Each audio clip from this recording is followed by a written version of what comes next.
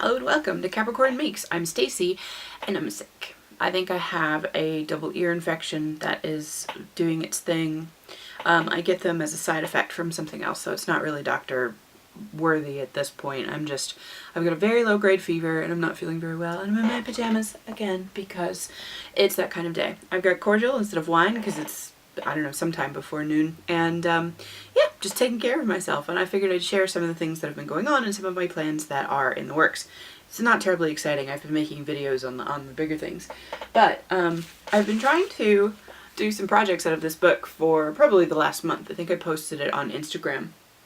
It is Making Mini Books, Big Ideas for 30 Little Projects, and it's just a number of artists' collections of like small projects, and some of it is incredibly appropriate for doll size, and some of it is some of it is oversized or sort of strange for that. But there's envelopes, there's like signatures that go into other books, there's all sorts of little things in here that because it's working on a small scale, all of the instructions are specifically for how to work small, which you know, I mean, like, it's okay as a like, the book itself is okay as a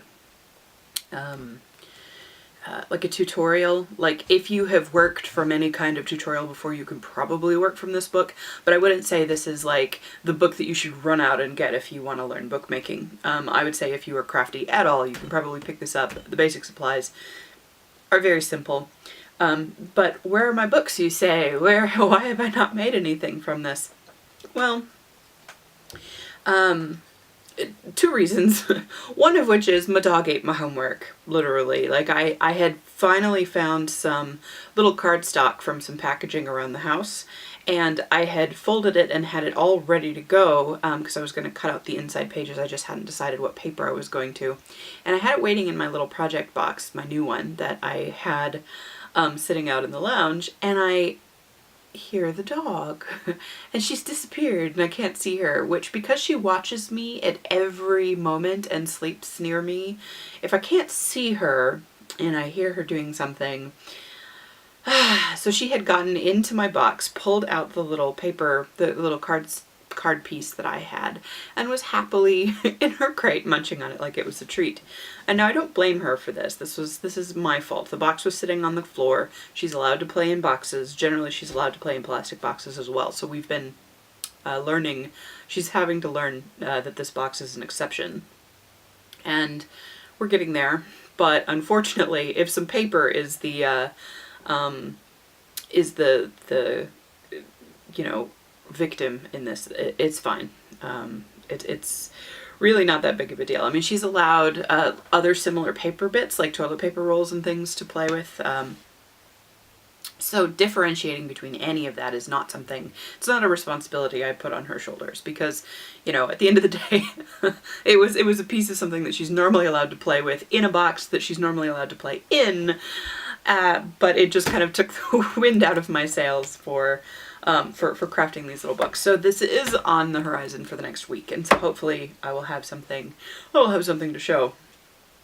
Other things that I do have to show is I did a mock-up of, I'm going to show you this sheet, and it's not going to be in focus, but I did this little mock-up. Maybe I'll put I'll stick a close-up in so that you can see it. But I did a color pencil mock-up of what I want Delaney's makeup to look like. I took a lot of the she's Rococo themed, and I kind of am trying to push it towards the sort of carnival aspect, because they have really white pale skin, and at the time, like, really pink cheek highlights, really red pink cheek lips, and like that sort of like 1980s high school blue eyeshadow. It's really like candy colors and like a beauty mark. And she's supposed to look a little surprised, a little dazed, and so her eyebrows are quite high and quite wide, and I absolutely love it. I think with the sculpt, this is going to be absolutely perfect, especially because I want to put her in white wigs in like candy floss blue and pink, kind of crazy all over the place wigs. And I'm just kind of, I feel like this color palette that I came up with is going to work really well for all of those things, as well as being, you know, normal enough that I could put her in like normal human color wigs. She is also an android, so you know, that is not necessary, but for the scope of the story that I'm trying to tell, which explores the boundaries of what is real and what isn't, and what, you know, what imagination is, and things like that. Like it is still appropriate for her character to be wearing human hair colors at some point, although it is not her, like, her normal look, either in her job where she is a performer, or in her normal life where she would just be wearing whatever pleases her. Speaking of that story, I think I'm really struggling. One of the characters that's really important to me, that has appeared out of the mist, because this was not a story that existed before the dolls, is sort of the mechanic who works on these performers that are at Velveteen. And he is, he's sort of like a doctor slash mechanic. And like when he sprung to mind, he was sort of black fellow, glasses, dreads, mechanical arm, to sort of help him with a lot of the diagnostic repairs and things like that. I don't know if he lost it or if he's voluntarily chosen to have this sort of as a tool to help him with some of the finer or you know, more brutish aspects. Sort of really tidy looking, you know, rolled up like a button down shirt with rolled up sleeves, and like a vest, and maybe like a pocket watch, but not terribly old fashioned, just, you know, maybe more like jazzy casual rather than you know, like terribly steampunky. Like I don't actually want him to have any of that flair, really, while still, you know, I mean, his role is much more of, you know, he's a coach. He is a, you know, he's helping these androids with their modifications that they might need to have, or like a face switch, or body part changes, or full body changes. I mean, like he is an important, I mean, he is a doctor, he is a medic, he is a mechanic, he is, you know, I mean, he does all of the behind the scenes. And it's like so when I'm making my characters, I have sort of code names for everyone, but as their characters coming together. Delaney's was Candy Floss, which I mentioned, which with her, like everything that I had was sort of attached to this as this concept. It was not her name, it was just a concept. And Anthem's was Neon, like neon lights, things like that. And so everyone has a concept that everything sort of gravitates towards, and this particular character, his concept name is Mother Hen, which I think tells you a lot about it. You know, he clucks over these characters that he doesn't really, or these individuals that he doesn't really have a lot of power to protect in the larger scheme of things, but he does as best he can by them, you know, as they are finding their feet in the world. And in the sort of dangerous and strange world that they're working in, which I will get into at some point as it fleshes itself out. But I need him. I'm not in a hurry for him. And the doll I have in mind is a Lume doll Attic, who is 45 centimeters. He has nice strong features, nice strong lips, nice, you know, chiseled cheekbones, a nice square jaw. And unfortunately his like overall head proportions, even though he's 45 centimeters, which will put him at the same height as Anthem, who is really tall for a female MSD. She is I have a feeling she's going to look a lot bigger than he is, just because his head is, I think, a 5'6" wig size. And I'm just like, how can I fix this so that it's not going to look so weird? Like, I've looked at the sculpt. There are a few things that I can do. I can play around with wigs a little bit. I can look at an iMod, I guess. But I'm not sure if it's worth sort of going through and getting this doll and then do a whole bunch of modifications that may or may not work. And if I do the modifications, I won't be able to use this doll for other things that I have in mind. So I don't know, we'll see. But I also want to see if, I have to take some measurements, and I sort of need to see if I can track down someone who has one, but I believe that the Ring Doll Mechanical Arm Mark II is an MSD size that will most likely fit on that doll, and it's just a forearm piece that has the right kind of look. It has jointed fingers to it. I believe Annandale had one at one point, so I don't know if she still has it, but I might be able to talk to her and get some better measurements, because I have not been able to find measurements at all. And I remember when she had it on one of her dolls, the proportions were a little strange. Fine, but I just need to make sure that I'm not going to end up with like one arm that's like 3 centimeters shorter than the other arm or something like that if it's oversized or whatnot. I haven't actually seen them on the ring dolls. Like, I can't seem to find what doll it would have been to, but I mean, I suppose I can just do some more research on that, and that's not going to be a problem. But yeah, so I mean, like, these are not, you know, soon doll plans, but these are eventual doll plans, and I really actually do hope that the Lume dolls are still currently available. Sometimes when you go to the website, it's like I don't seem to find any dealers for them anywhere, so I'd have to go through the website, and the website doesn't say sold out or anything, but it does have some talk about pre-ordering, and I don't know if the pre-orders are available or if it is just referring to your own order. I don't know, working on websites coming from other countries is really weird sometimes. So I have a cock doll order for some beetle eyes that are coming in, because they had a buy 3 get 1 free event that was on recently. Well, when I signed up for, like when I registered for their site to make the order, I never got any kind of confirmation email that my registration had gone through, which I found a little bit concerning at the time, and especially when I put the order through, the instructions were very detailed and also very unclear. So the instructions were, put everything in, and make your order on PayPal, and we'll manually adjust, which was what the gist that I was getting, is that they would manually adjust the buy 1 get 1 or buy 3 get 1 free after the payment had already gone through. So I was expecting, from what they had written, that I would pay the full amount and then get a refund on, like, whenever they went in to do the calculations. But I made this order, and then it has sat since like the 15th. So it's been like, you know, 2 weeks plus at this point.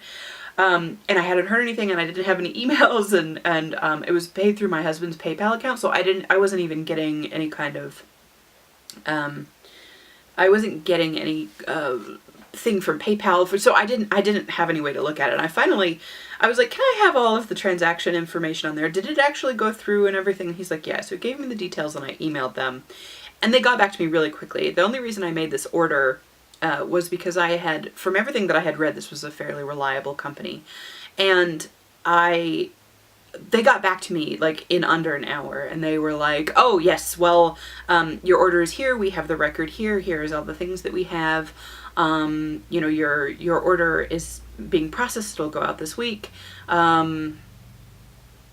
and which we were still sort of in the period in which I expected the eyes. So it's not like we were outside of the expected period that I, like, it's not like I was expecting a week delivery and then, like, where are my eyes? It was just that I hadn't received any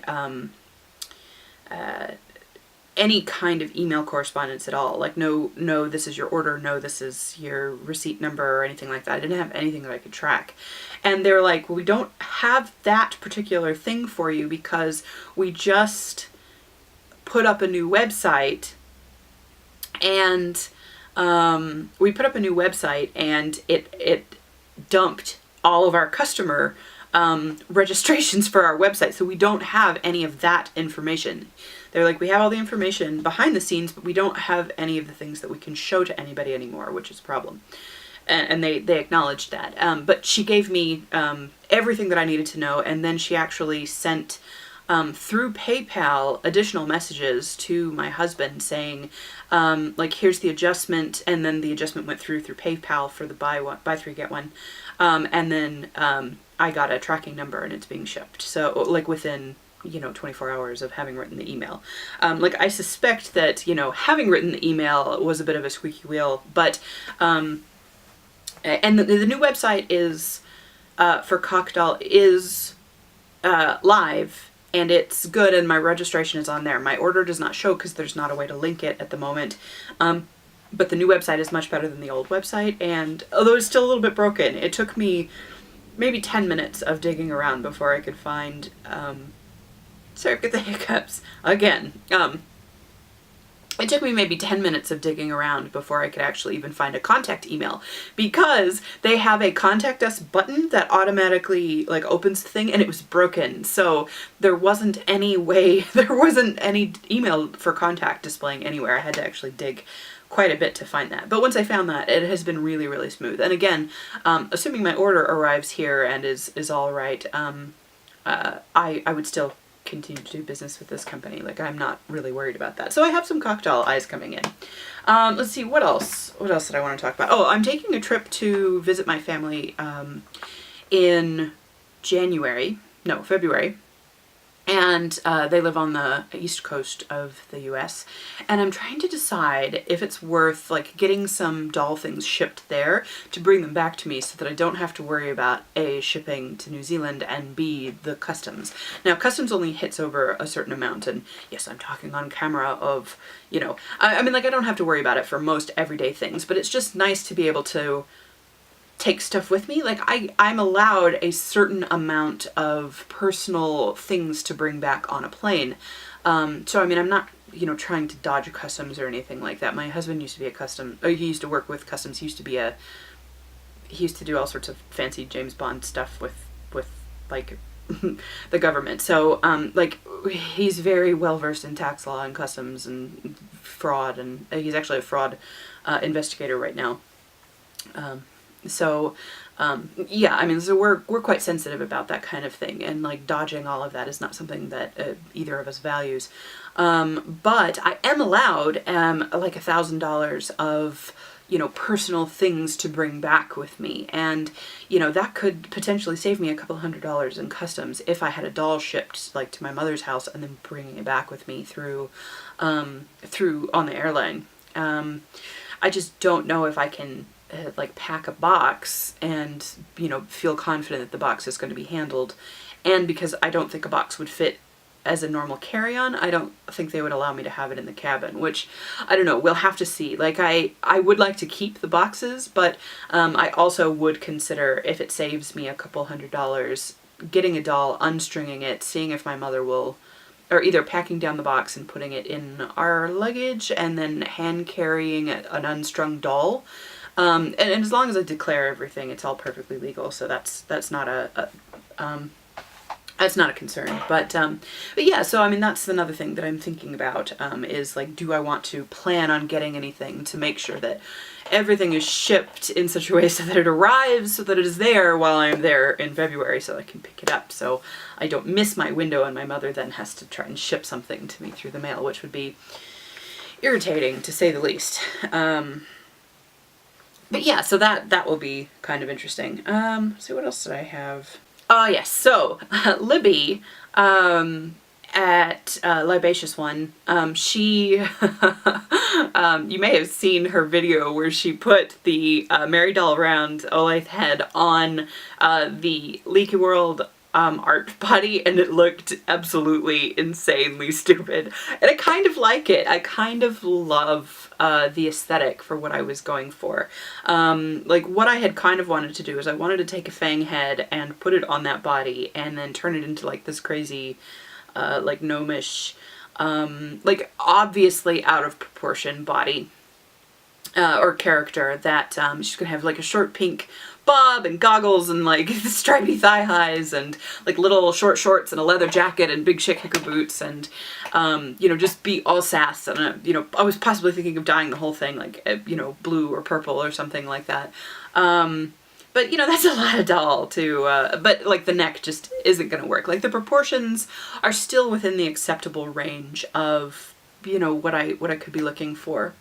But yeah, I don't know. So But it got me thinking, like once she said that it reminded her of the Red Queen in, like with the oversized head and the teeny tiny little body.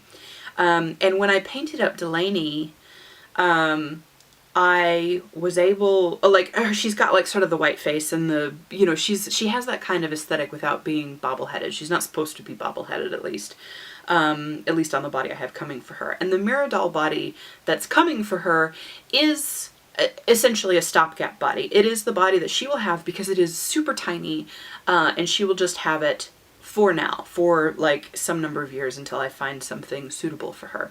However, it dawned on me that the Leek World body is not very tall. I think without a head, it's only like 37 centimeters tall, which means with a head, it's still very, very, very short. Maybe not as short as the Mirror Doll body, certainly, but it still puts her at like 42 centimeters, maybe, or shorter, which...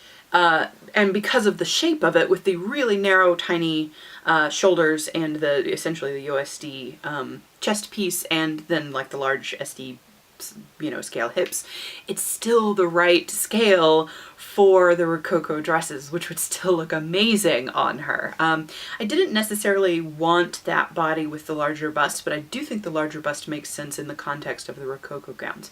But I also don't know if I would like that with the way I have envisioned her in like plain clothes.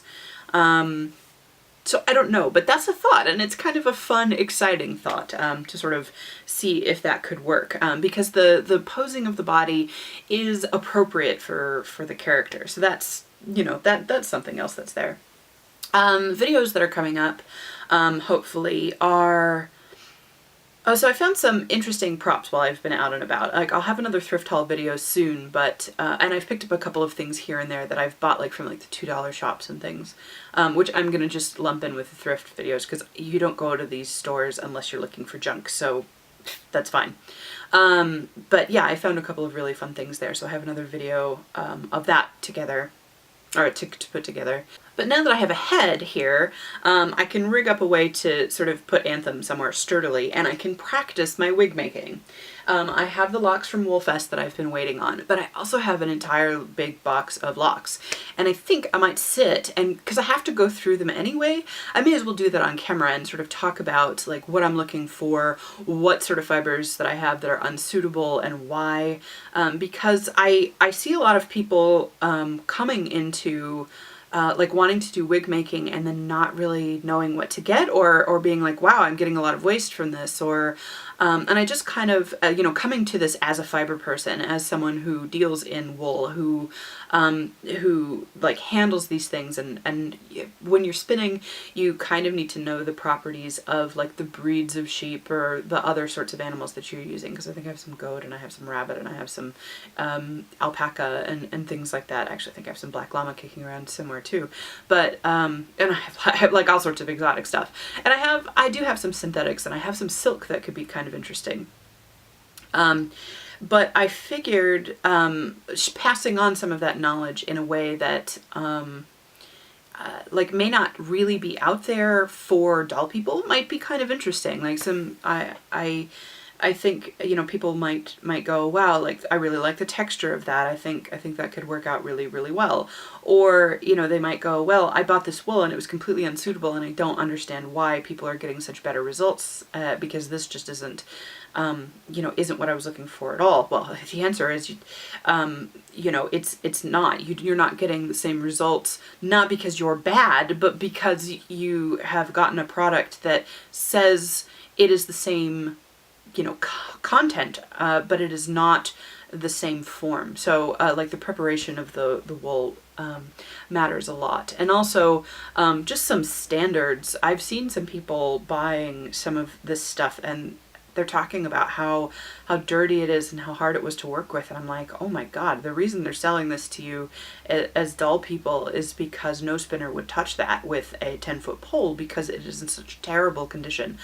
So hopefully I can kind of educate people on like what to avoid maybe when you're looking for projects, and like what sort of results. Like I said, I haven't done wig making, but I can tell you what kind of preparations are going to give you what kind of results based on you know, what I know about the fiber that as I've worked with it.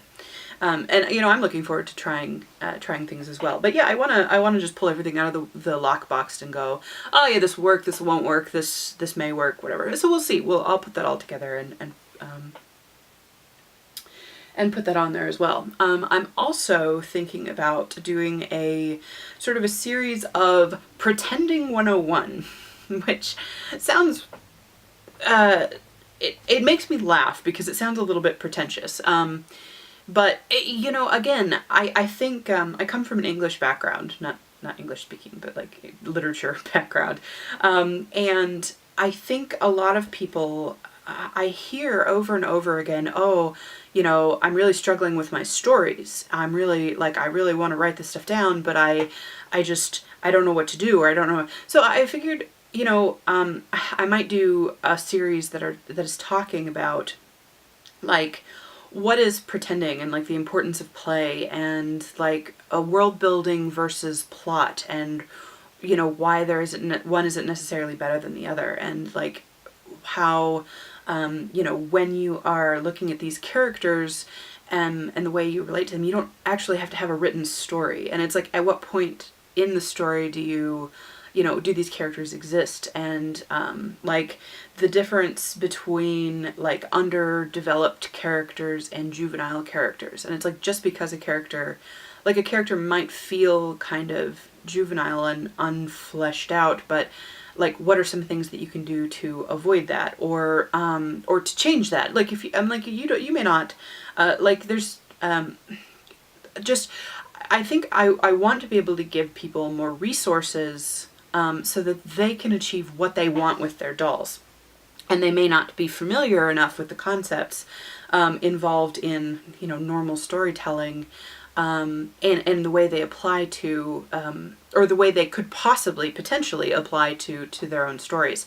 And I guess one of the biggest messages that I want to get out there is you're not doing it wrong, because that's one of the things that I see over and over and over again is people are like, oh, my story sucks, my writing sucks, my dolls suck, my everything sucks. It's just, it doesn't like live up to my expectations.